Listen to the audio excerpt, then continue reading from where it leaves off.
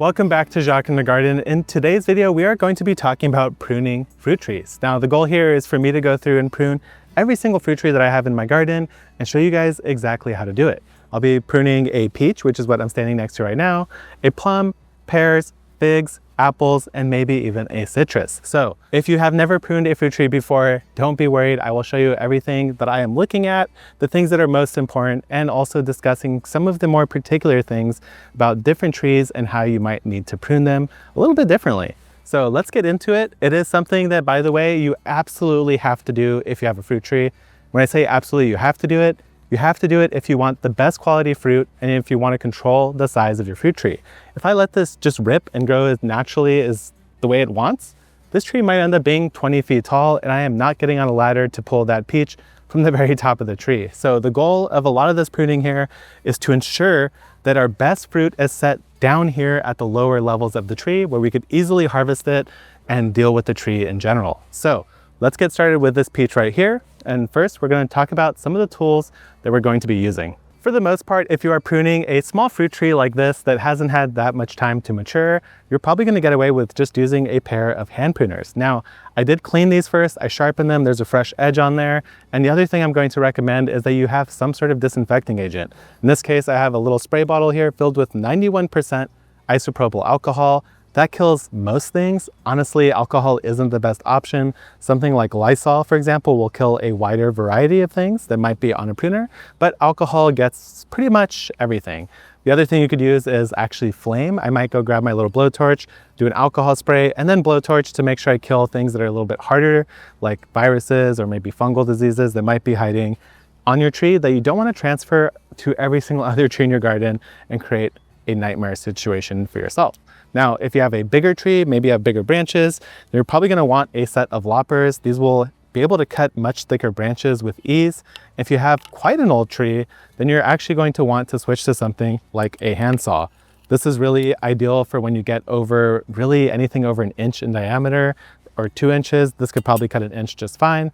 This is what you're going to want to use. Now, I don't think we're going to be doing any big trees today, but I just wanted to point that out. You don't want to have the wrong tool for the job that you are doing. So in today's video, we're probably going to mostly use these, but these might come in handy every once in a while. And for reference, I've already cleaned and sanitized both of these tools. From everything I've read, there is one tree that loves pruning more than any other, or one that benefits from it more than any other, and that is the peach tree. If you do not prune your peach tree, you're just not going to have great peaches. So the first thing we're always going to check for are the 3 Ds: dead, diseased, or dying. In this case, I don't see any major dead branches. There might be little signs of disease on some of these, but nothing major, nothing concerning. What is more concerning is up top on this tree, for example, at the very tip of those branches, there are some parts that have wilted back. So to me, that is a sign of disease that is not only present, but is actually spreading down through the rest of the tree. So I'm going to take a small cut for now, just to show you guys. Right there, you could see where it has wilted and it's actually shriveling back down into the rest of the tree. So we want to make sure we get rid of stuff like that because I don't know what it is. I do not want this to propagate down into the rest of my tree. So that is number one. The other thing we're going to be looking at are branches like this that are shooting off low into nothing. There's no reason to have that branch there, so we're going to remove that one as well. So this branch we're going to remove. Also going to be removing this one that's angling down. And those are the obvious ones for now. This one I might come back to a little later. So the next thing we're going to do is start looking for branches that are shooting into the center of the tree, or actually there's one weird one right here that's shooting down into the center of the tree. We want to get rid of all of those. When it comes to a peach, you want light to be able to get to the inside of the tree, so you don't want branches jamming it all up from the middle. So we're going to be removing those as well. And also these branches are going to start interfering and rubbing with each other, which is never a good thing. So this one right here, even though it's covered in beautiful flowers that the bees seem to really love, I'm also going to be removing that one. Now let's talk about pruning for great fruit production. For peaches, if you take a whole branch like this to this, where they're going to fruit best is that central third section of the branch. What that means is that we want to remove that upper third, that 1/3 is going to be fully removed. This lower section is going to be left to provide the structure of the tree, and all of my fruit production should happen right here at eye and hand level, which is actually very convenient. So let's take a look at this. As I mentioned, this is the full extent. So if I say 1/3, 2/3, then right over here is going to be where I want to remove it. So just like that, I've now dropped that tree's height substantially, and we're going to do it to each one of these secondary branches that are coming out from the main one as well. So from here, we're going to go down about a third, remove that. Again, right here. And on this one, I am going to prune that one as well, even though that's one that you can make an argument for removing entirely. This one I will be removing because it's shooting up into that branch anyway. And then this one we will also be pruning down by a third. So this section right here is ready. I'm happy with it.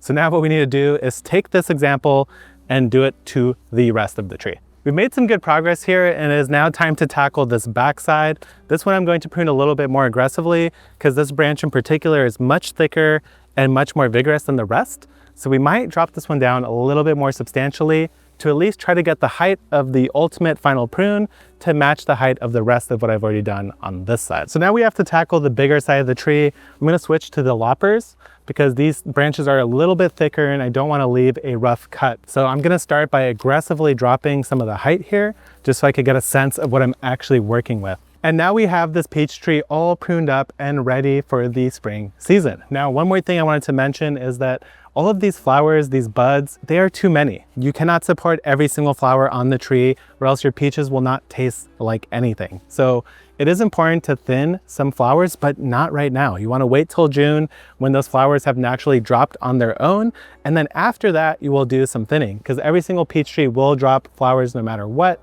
And oftentimes the tree knows better than we do. So we should let them figure that out on their own. So that is the peach down. Now let's move on to the next tree. Before we do any actual pruning, we do have to do our disinfection. So again, 91% isopropyl in this case. I'm gonna fully soak that. I'm gonna also do the same to my loppers. And now the other thing you could do, as I mentioned earlier, if you are really paranoid about making sure you kill everything, is to do a little bit of flame sterilization.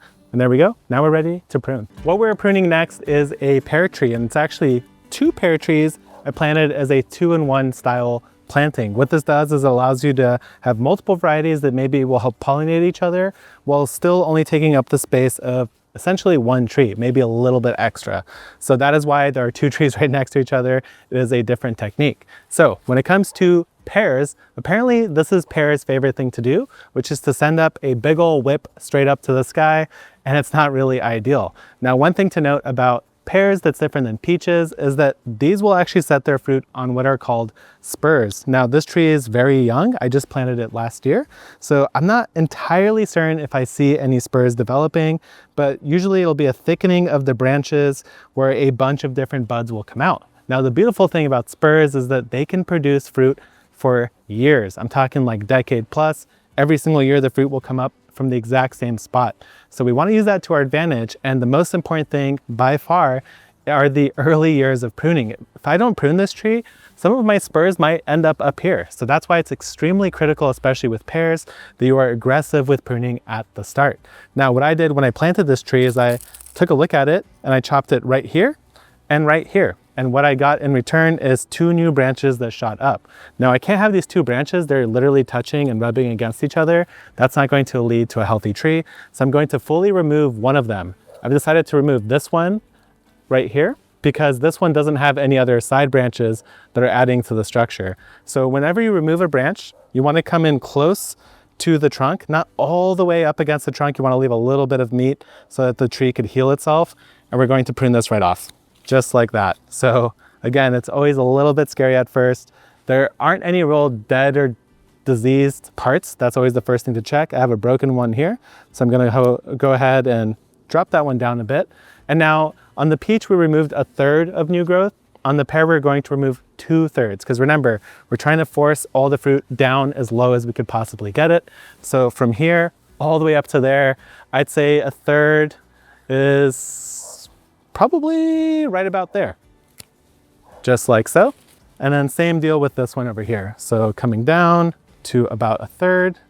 So now this one is done and we're going to do the exact same thing to the one right next to it. I have 3 branches going straight up. I probably don't want that. It doesn't seem conducive to good fruit production. So what I'll do is I'll keep this one.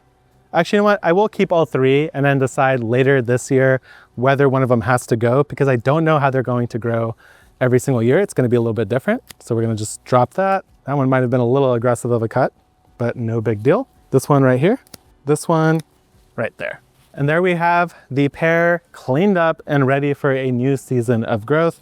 One thing that you might notice is that in the middle here, there aren't that many branches because we don't want the two trees to grow into each other. Since I did a 2-in-1 planting, that's kind of part of the deal. So when I planted these, I stripped off every single branch that was growing into the center, and I left only the exterior ones like you see today. So this one, good to go. Let's move on to the next tree. This next tree that we're going to be pruning is a plum tree. Now, a couple things I wanted to mention about this is that it produces from spurs much like the pear. So the goal here is to concentrate the height as low as we can for the first couple years. For plums, they actually recommend aggressively pruning it for the first 10 years because you want to encourage all of those spurs to, again, be down low where you could easily harvest them and get the best fruit that you could possibly get.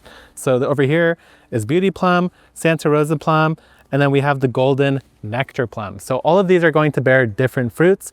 And so that's another thing to consider when you're pruning any sort of multi-grafted tree, is that if you have a weak branch like this one here that's extra skinny, then you actually don't want to prune this one as heavily as the bigger, more vigorous branches, because you want to give this one a chance to catch up. So all that being said, the main goal here is the same. Dead, diseased, dying branches go first. Then we're going to be dropping down the heights by 2/3, much like the pear. So first I'm going to kind of take a look at it and figure out exactly what it is that I'm trying to do. And similar situation to the peach tree, any of these branches that you could see has this kind of whitish color to it are the ones that I left last year and painted, which is why they're standing out. Anything with this red, brownish, I called it bread, brown reddish color is the new growth, and those are the ones we're primarily focusing on cutting back today.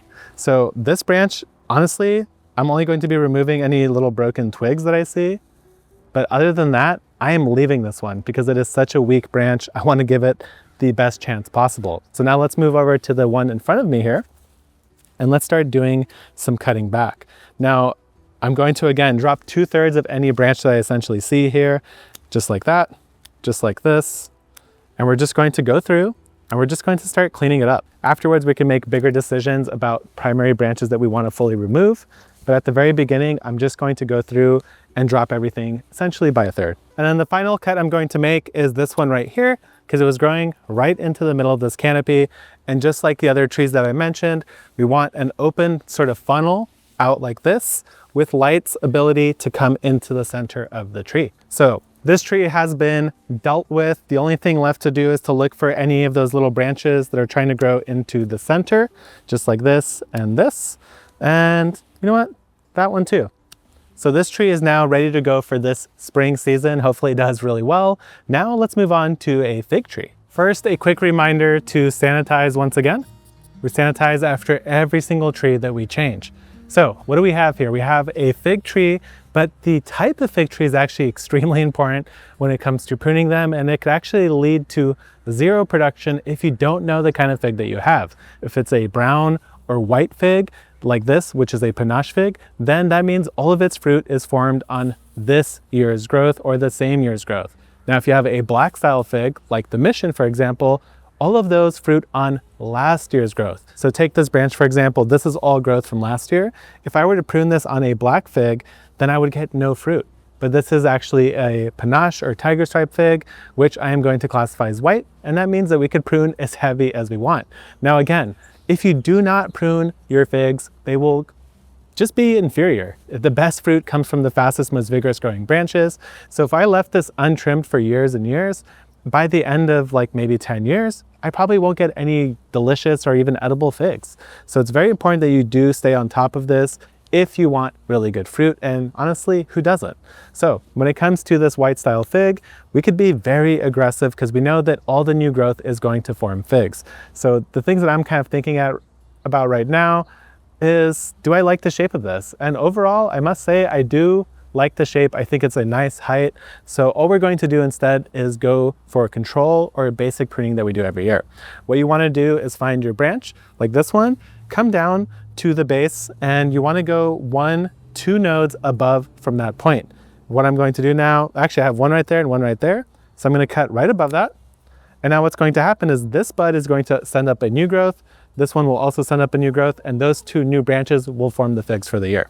So all I'm going to do now is go around the base and do that to every single one of these branches. And then at the end, again, we could decide, do we like this? Do we want to remove a couple branches and make that call then? And also, all of these are great for rooting. It's very easy to root and propagate figs. You just stick this into a pot of soil and it'll most likely root. So I'm actually going to be saving these to propagate, to give away at the seed swap and to friends who actually want this fig, because it's a very good fig, I'll tell you that much right now. So let's go through and prune this up. One thing I wanted to point out is that right now this tree is not bleeding.